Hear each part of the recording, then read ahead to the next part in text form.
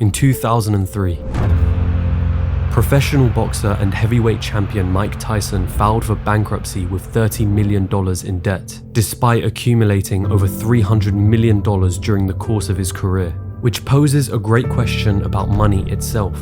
Because a great deal of our actions or our motivations in life have an underlying desire or need to acquire it. But what's the point in acquiring it if the great issue seems to be with our ability to manage it?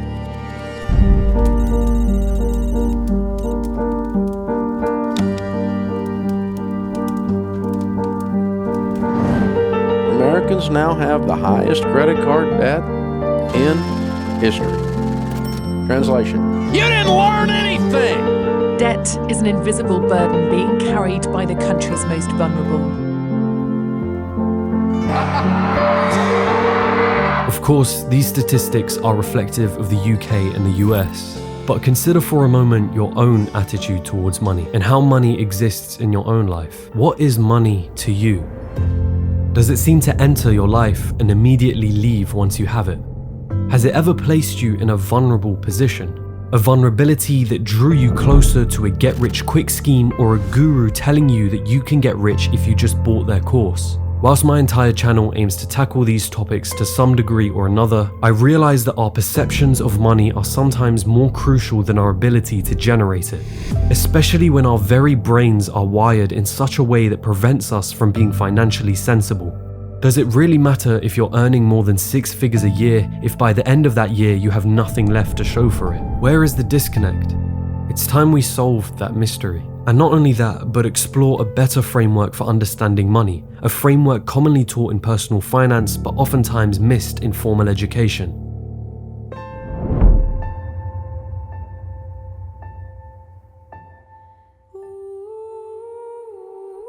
A question. What is money? Or rather, what does money represent? When you make a purchase from Amazon, when you're paid for your time working at a job, what is the significance of money in these transactions? Money is commonly defined as a medium of exchange, an instrument that facilitates the sale, purchase, or trade of goods between parties. But I don't think this says much about what money actually represents. I think a better way of looking at money is an expression of value. You hand over a certain amount of money to purchase something because you perceive its value to be equivalent to the amount of money that you handed over. Of course, the price is often not determined by you as an individual, but the market as a whole. But hone in on this one point. Money equals value. Why is that so important? Because often we give money a moral significance. Quote that I'm sure you've heard: money is the root of all evil. We look at someone who seems to have a large amount of wealth and think, they got lucky. Who did they take advantage of to get to that position? Who had to lose in order for them to gain? And never, what value was created in order to generate that money? Understanding that money is simply value is the best way to understanding that money is not necessarily evil, nor does it make a person evil. Sure, there are things such as scammers who convince you that what they have to sell is worth value, but that doesn't say much about money more so than it does their own morals. Money simply opens your options and broadens your horizons. The choices you make with that money have everything to do with your own moral dispositions. So money is an expression of value. Now what? How does this change the reality of a person living paycheck to paycheck or someone who is consumed by credit card debt? The simple mention of money equals value changes nothing. It may make me see money in a different light, but what part of that is actionable advice? To answer that question, I'll pose to you another question. What is your relationship with money?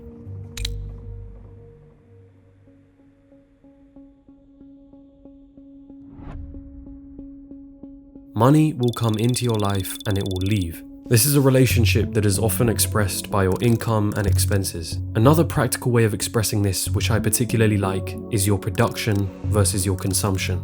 For the most part, money will enter your life because you have produced some form of value. And for most of us, this value will come in the form of labor, a job. Money will leave when you have consumed something, a Netflix subscription, a new car, a house. In many ways, we can look at the net worth of an individual as a metric for determining their relationship between consumption and production. Now cast your mind back to those statistics I mentioned at the start of this video. What part of the consumption versus production relationship do you think is at fault here? Consider yourself for a moment. Think about all the money that has entered your life and left. How much of that do you still have in possession today or invested into some sort of asset? And which part of this relationship do you feel is unbalanced or needs improving? The likelihood is both. But for most of us, the biggest issue lies in our consumption. Remember the Career Builder study that found that 78% of American workers were living paycheck to paycheck? Well, it also found that of the workers who made $100,000 or more a year, 1 in 10 of them were living paycheck to paycheck. Now you could argue that someone earning 6 figures a year may still like to earn more, but when you are paid a figure that is well above the average wage and the cost of living, and yet you still somehow find a way to spend it all, I'd argue that your relationship with consuming must be fixed before you even consider your relationship with production. As any wealthy celebrity who has filed for bankruptcy can show us, production means nothing when you have a problem with consumption.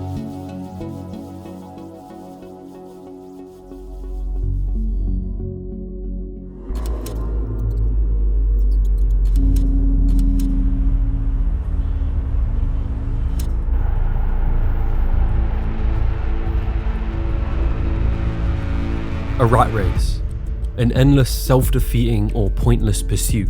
Sometimes the rat race is conflated with working a 9-to-5 job. It's a comparison often used by certain individuals to guilt you into buying programs and books for them. But this seems extremely unfair, mostly because it aims to villainize a job and excludes the fact that there are those who either love or are perfectly fine with their jobs, or have other aspirations aside from their 9-to-5. A real rat race is one that is living on a financial edge, being one paycheck away from broke, constantly. A feeling as though the moment money enters your life, it immediately disappears. And the more responsibilities you have, the more dangerous this relationship becomes. The loss of a job, an unexpected health accident, or any unexpected circumstance for that matter can throw your entire financial position into turmoil. And consider the mental consequences of living on this financial edge. Your job no longer becomes an option. It becomes a necessity in order to keep funding your lifestyle or to keep paying off debt.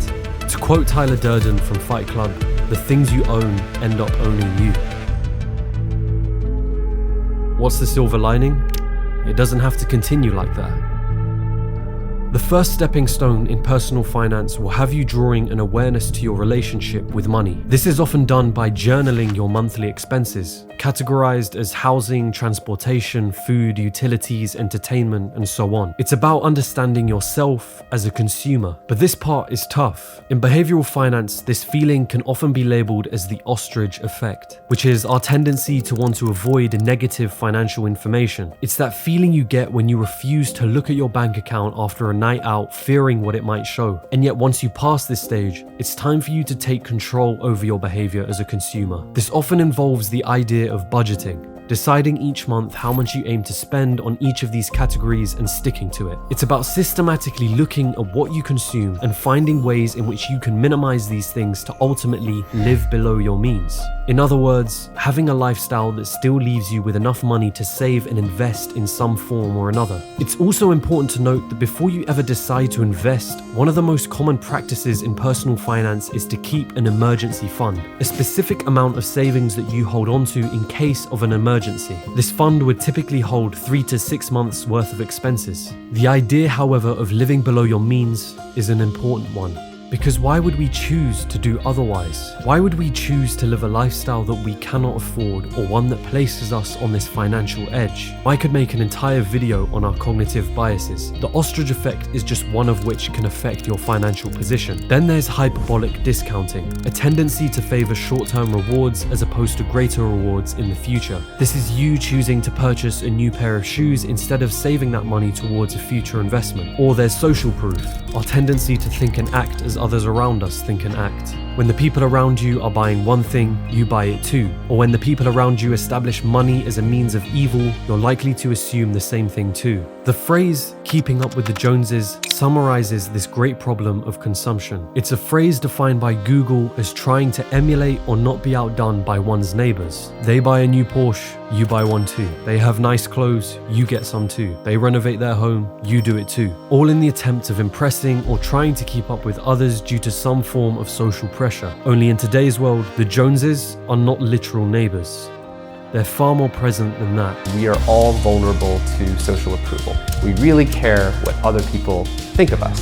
But the problem is we're measuring our self-worth by how many people like what we're posting.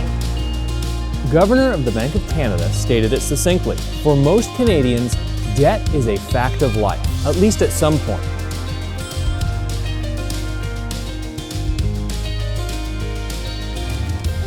To be clear, I'm not saying that purchasing an expensive piece of clothing, jewelry, or sports car is a bad thing, nor do I think consuming is a bad thing. The aim of this video isn't to philosophize about the repercussions of a materialistic view of the world.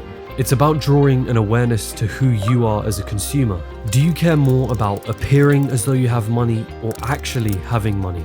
The rat race isn't about working a 9-to-5 job, but living life on such an edge that it means that you are chasing the next thing, whether a paycheck or a material possession, such that your greater life goals and ambitions are placed in the background in order to continue this race. A budget and keeping account of your expenses have proven time and time again to work and draw you out of this race. It's fun to talk about making money or imagining having as much wealth as possible, but what's the point when your relationship with money as a consumer means losing it all or having to work non-stop in order to fund that lifestyle? That is the real rat race.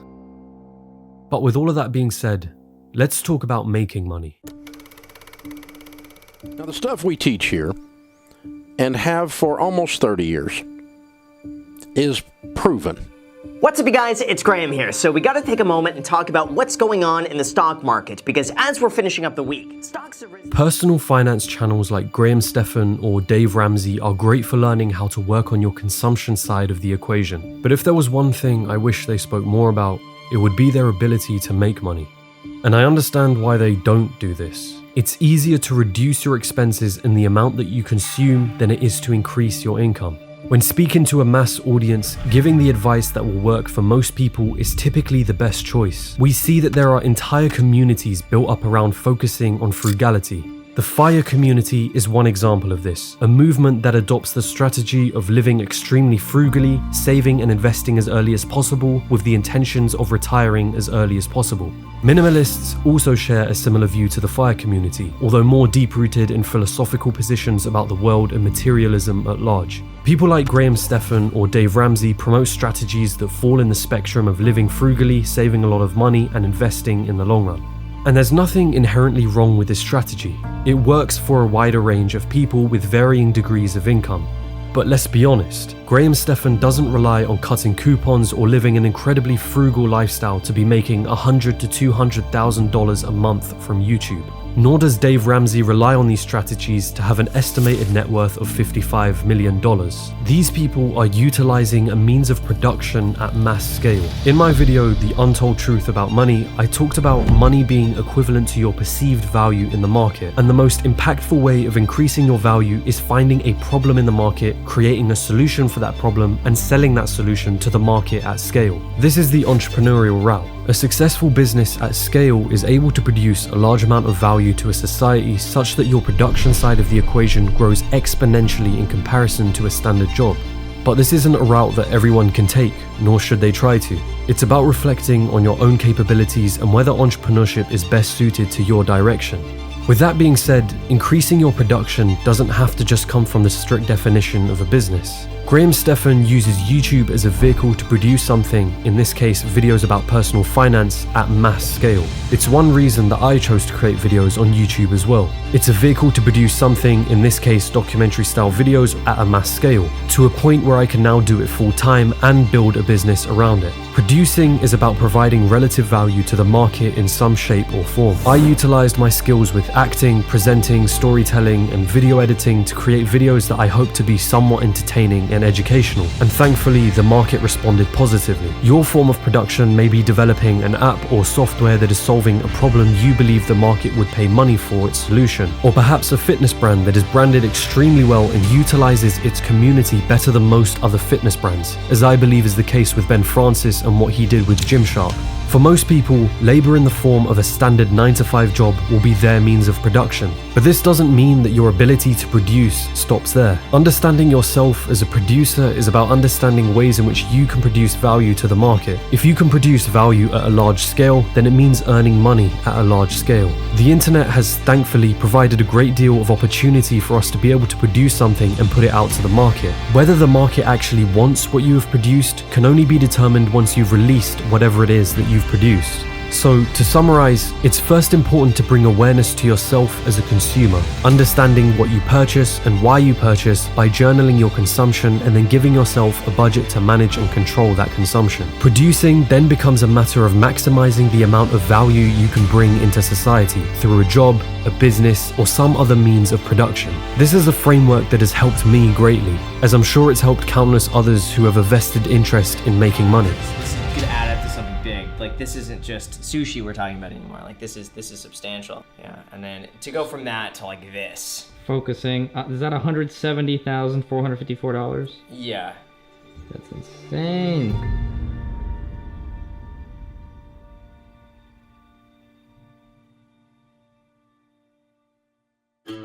Hello my friends. Before you click off the video just yet, I want to say one thing. Thank you so much for watching to the end of this video. You watching to this point is hopefully proof that I've provided some kind of value to you in some way or another, so be sure to hit the like button. And if you want to see more videos around the topics of business, money, finance in general, then be sure to hit the subscribe button. I've also got a Patreon where I post behind the scenes stuff and I do questions and answers, and I've got a bunch of other exciting plans for it. So if that interests you and you'd like to support the channel further, do check it out. The link is in the description below. Now, for me personally, combining what I know about personal finance and entrepreneurship has really helped me the most. And as I mentioned, this YouTube channel was one way in which I knew I could produce some kind of value into the market at scale. If you want to do more extra reading on these subjects, if it interests you, there's 2 really good books on personal finance related stuff, The Millionaire Next Door